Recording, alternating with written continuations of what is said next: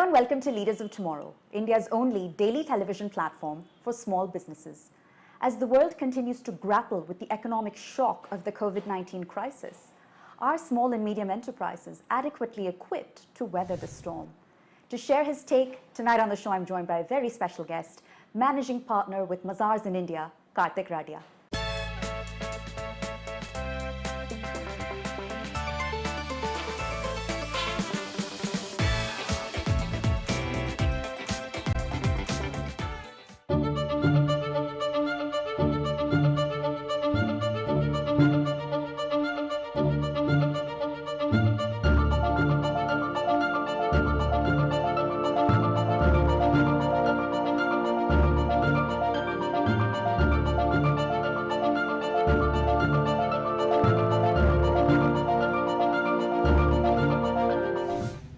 So thank you so much for joining us. Thanks, Pooja. It's my pleasure. Small and medium enterprises are doing some serious soul searching right now. Many of them are revisiting their mission and vision statements, and others are transforming their corporate strategies entirely. What do you make of all of this market uncertainty? So, particularly, it's a very important opportunity, Pooja, for the small and medium enterprises. Some of them are able to quickly get onto the innovation and do a lot of different things. And we are seeing very different kinds of scenarios that are emerging. Some of them are quickly coming to the limelight and forefront by adopting some of the innovative ways. So, in my view, this is a very, very important time for small and medium enterprises. Now, Mazars, of course, specializes in offering its services, business advisory services, to companies of all sizes and of all sectors. Of what relevance are these services for the small and medium enterprise community in particular? So small businesses essentially need two types of solutions, Pooja, the trust and governance solutions and the growth solutions. In terms of trust and governance solutions, we help small businesses to build up a strong foundation of good governance, resilience, which is very important in the current times, risk management and internal controls regime that helps them to remain disciplined, well in control and focus. These services include internal audit, internal controls, resilience framework, cybersecurity, forensics and anti-fraud controls systems. In terms of growth solutions, we have DATE as in digital analytics, technology and ERP solutions, transformation and automation solutions, corporate finance solutions such as due diligence, restructuring and M&A advisory. These are the very important things that small and medium enterprises can make a use of and leverage these services in the current times. What I'm curious to understand is, in the wake of this coronavirus outbreak, which among these services is experiencing the strongest surge in demand? Particularly, I would say, Pooja, that in the wake of coronavirus, the services such as digital transformation, analytics, robotics automation, corporate resilience and restructuring and cybersecurity have become more important, more relevant, and even some of the traditional services such as internal audit, forensics have gone through a very big innovation by way of automation, artificial intelligence, and remote execution techniques. All right. Well, sir, how do these services, which are actually being provided outside the four walls of an organization, help internally in terms of a management team and then optimizing their decision making? Yeah, so that's again a very important question, Pooja. If you really see, today's technology tools are real aid in making some of the very important and basic decisions, and some of the decisions that are based purely on business rules and available data. So solutions such as analytics provide intelligent business insights to assist in decision making, and solutions such as robotic process automation assist in automating the routine processes based on simple business logic and rules that are repetitive in nature. So solutions such as digital transformation helps in enhancing the market reach and effective execution. This would allow the middle management and the senior management to spend and focus quality time on decision making, on the key decisions that are particularly more relevant for the future of the organizations such as strategic and high impact decisions. Companies are especially cost sensitive now. So, how challenging is it to convince small and medium enterprises to outsource certain aspects of their business functioning and hire the experts instead? Yes. So, it is very, very important particularly for the small and medium enterprises to focus on their core competence and not do almost everything and anything, that is required to be done. So, particularly when you talk about, areas like back office functions, and that includes not only, let's say, accounting and finance function, but also areas which are important for the business, like, compliances, human capital, analytics, for example, where they may not have expertise, and even, let's say, corporate secretarial functions. Some of these, it would make very much important for the small and medium enterprises to focus on the core areas where they are good at and what they stand for and what they offer on the table. So we would particularly guide, some of the small and medium enterprises to accelerate their value proposition by the data-based insights and enhancing the digital reach and digital transformation. Mazars is, of course, an international firm, but let's talk about its India practice in particular. What are some of its areas of specialization, given that India is a particularly unique market and its needs also equally unique? So globally, Mazars is an integrated international partnership firm, and we are built around the ideology of global reach and outlook and the local market expertise. With a strength of 104 countries that we operate in, 40,000 people, and about 318 offices that we are present in, India is a very integral part of the international partnership of Mazars and is a center of excellence for our global firm for services such as forensics, cybersecurity, digital, and so on. And as mentioned by you, India, is a market where we are predominantly present with a team of 1,200 people and 40 plus partners in 11 plus offices in 7 plus cities. Very importantly, our core focus and strength is to enable right technology for businesses. Given the strength of its network, what's Mazars' approach to cross-border assignments? So, being an integrated international partnership, Mazars has a solid international collaboration. And as a newly integrated Indian member firm within Mazars fraternity, we have been particularly collaborating with many of the member firms and on large number of cross-border assignments. Many of these cross-border assignments are for Indian companies that have operations overseas and that need services from other integrated member firms of Mazars. And because the culture that we have is a part of integrated international partnership, we do not have territorial issues between the member firms.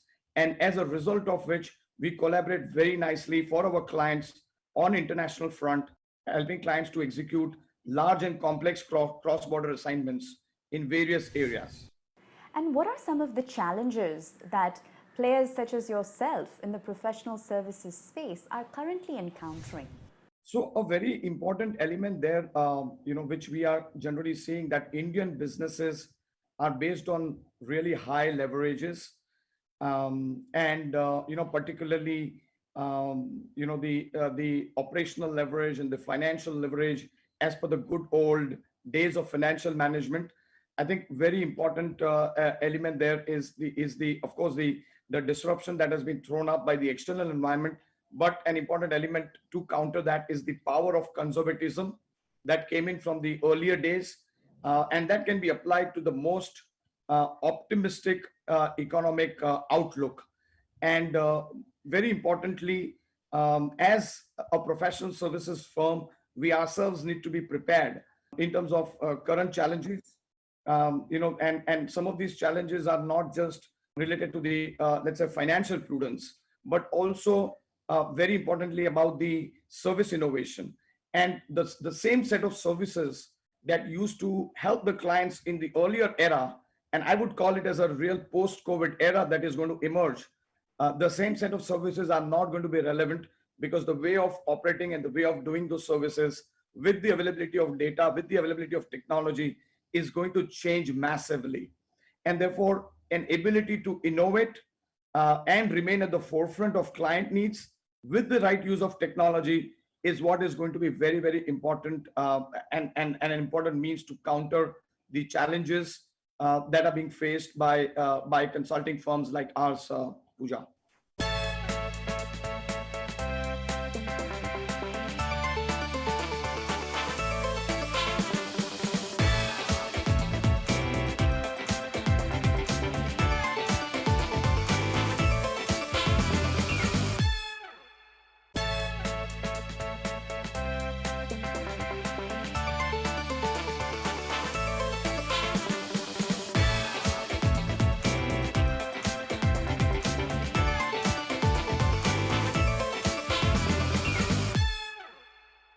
And for small and medium enterprises in today's business climate who are looking for a professional advisory services business to partner with, what sort of qualities should they be looking for? How do they ensure it makes for a good fit, given how competitive and fragmented the space is?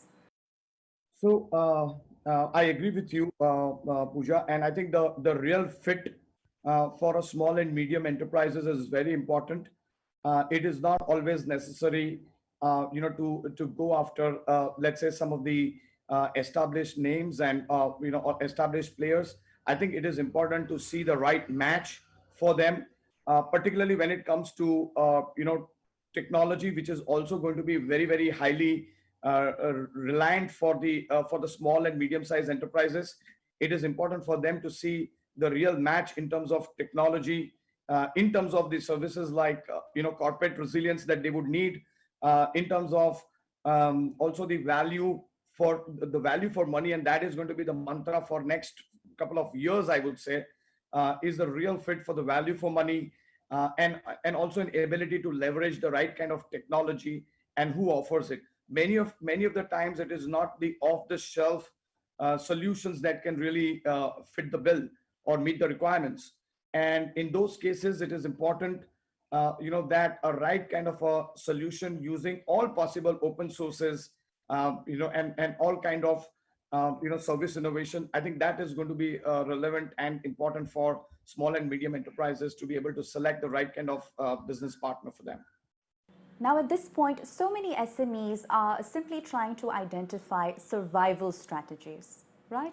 So, as and when SMEs approach you and they are perhaps contemplating between, selling off, scaling down, or shutting shop, how do you go about sort of painting the big picture and helping them navigate through these choppy waters? Yeah, so Pooja, this is a very important question and very relevant and pertinent. And it's not just small and medium enterprises. I think some of even large enterprises are facing, this particular question. And I think survival strategies are really important for almost every business, that is operating and functioning today.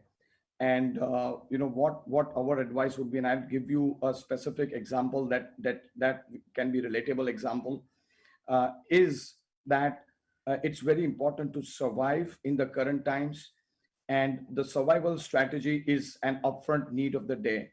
And the survival strategy is not just about cash flow management or working capital management, but it's also to continue operations, and to continue operations, and have a real foresight of at least next 3 to 6 months as to how an enterprise or an organization is going to sustain for the period of next 3 to 6 months. And for that particular survival strategy, it is very important that the firm or the organization remains afloat. And the example that I was talking about, let's say a restaurant of one of the suburban part of the metro cities, even in the same way came up with to us to say, okay, how can we remain afloat? Can you please help us? We've not seen these kind of times before. It's unprecedented completely. And the strategy that we drew for them is to say that, okay, you can basically in a current environment be able to service at least 50 to 60% of your customers and remain afloat by 50-60%, by selling through the online channels or through the channel partners, to the extent of, let's say, 25 to 30%.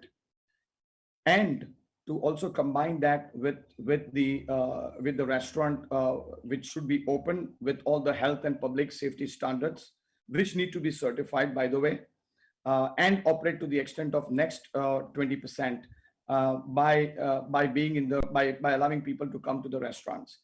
And if we do this, we are able to at least see 55 to 60% of the business to continue. And of course, there is an effort needed, to be able to continue this level of business by, by enhancing the digital reach. Um, and by this, you will be able to at least remain afloat and continue in business. At the same time, scale down your costs to match your revenues. It will be much better than shutting the shop down completely. Because if you shut down the shop completely, your chefs would be gone, your suppliers and the ecosystem would be gone, and your other ancillary providers would be gone. And it'll be very difficult again to come back when the things go normal. So, an ability to continue and sustain, as you said, in this choppy waters is very, very important.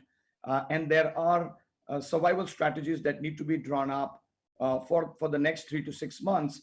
Probably almost every businesses need to do this, and then take a long-term view after we sustain through this pandemic crisis. Now, Mazars has, of course, come on board as a knowledge partner for the Leaders of Tomorrow's Season 8 E Awards. And Mazars has put together the evaluation frameworks to help a very distinguished jury determine the most promising startups and SMEs pan-India. So give me a sense of how that evaluation framework is structured and what the process has been like to arrive at these final few. So again, a very important question, Pooja. We have looked at a very holistic criteria. So particularly, we have looked at the vision of the enterprise. What is the governance mechanism? What is the plan for growth for the business, and how these enterprises are showing leadership, particularly in terms of structured processes. So very typically coming down to two major categories of criteria. One is quantitative criteria and the other is qualitative criteria. So in terms of quantitative criteria, we have looked at financial performance in terms of growth of turnover and profits for last few years, by analyzing the returns that they have filed and financial statements that they have filed, and some of the other financial parameters that we have asked for, and even the operational parameters that we have asked for. In terms of the qualitative criteria, we have analyzed the uniqueness of the business, we have analyzed the sustainability and scalability of the business, and we have analyzed the impact, the social impact, and the real impact that the business has on the society and the communities at large, particularly in terms of employment and the achievements over past few years. Also, in the qualitative criteria, we have included the background of promoters to make sure that they don't fall in any of the negative list, and also, looking at the vision and the plan for business that they have. I think these are the most important criteria that we have looked into. We have furnished, our analysis to the jury members, and the winners have got selected. Also, very important part in this process, Pooja, is that we have assessed the impact on the winners and runner-ups, those who have got selected, particularly related to COVID. Whether at the time of COVID, they have been able to sustain with a financial performance. So even the previous quarter financial results have been well looked at by us for the winners and the runner-ups, for the awards, and then the final selection, of course. In a way, of course, we're not giving a certificate on financial stability, but we have looked at the element of financial stability very closely and very important as a part of this overall process, and even modified this post-pandemic emergence. And what value do you believe awards platforms such as these have with respect to, enhancing development of the small and medium enterprise community and keeping that spirit of entrepreneurship alive? So this is a very good recognition for some of the small and medium enterprises, which would generally go unrecognized in the larger scheme of things. But don't forget that small and medium enterprises do account for more than 30% of the GDP of India. And in the current times, it is a small and medium size enterprises that are going to be very relevant and important for the Indian economy overall. And also remember that some of the giants which are there today have at some point in time had been small and medium enterprises. And as small and medium enterprises, these enterprises need support, and not just the support but also a recognition, and also an acknowledgement of doing whether they are doing the right things. And I think award like these really help us to maintain that spirit, to give a recognition to the spirit of entrepreneurship, to the overall process. And I am able to very much personally relate to it, because our own enterprises, as we started, as you know, that the advisory firms, of Mazars, which is Mazars India LLP, we started last year, and we are ourselves, registered as a small and medium enterprise. This is very much something that personally I am able to relate to also. I think it's very, very important that we recognize some of these leaders of tomorrow in time, which are sitting in the form of small and medium enterprises.